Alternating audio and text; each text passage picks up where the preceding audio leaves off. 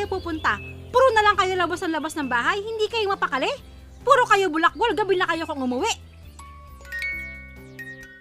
Hay, puro na lang kayo tulog ng tulog. Hindi man lang kayo maglinis ng bahay. Wala na talagang gustong tumulong sa akin sa gawaing bahay. Pag ako namatay, kawawa talaga kayo.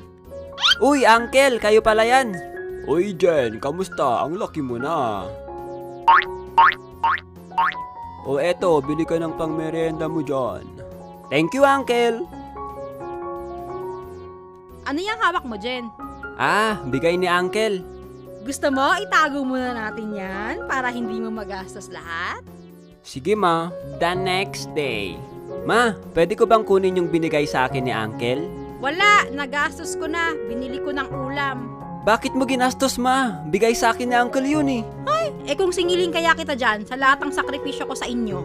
Si Mama naman, oh. Bigay naman kasi sa akin yan eh. Sabi mo, itatago mo lang. Aba, sumasagot ka na sa akin, ha? Jen, tara sa town. Samahan mo ako mamalengke. Okay, Ma. Halika, Jen. Kalungin kita. Ha? Bakit, Ma? Para makatipid tayo sa pamasahe.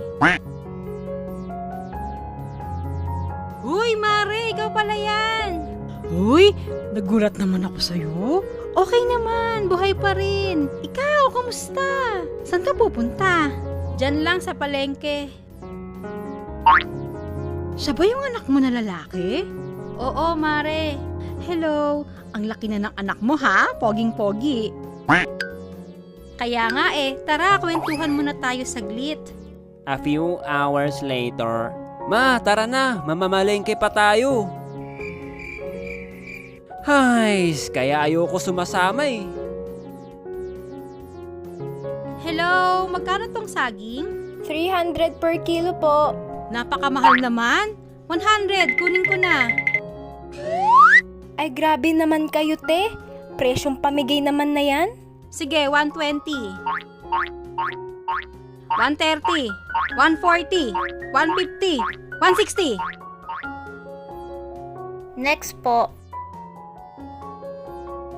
Ay, wait, may nakalimutan ako. Ma, bilisan mo ah. 1 hour later. Ma, asan ka na ba? Bakit ang tagal mo?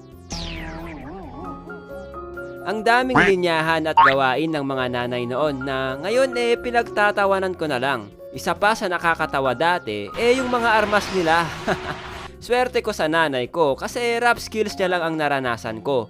Hindi ko naranasan mapalo sa kanya. Meron siguro mga times pero hindi siya tumatak sa isip ko. Unlike dun sa mga nanay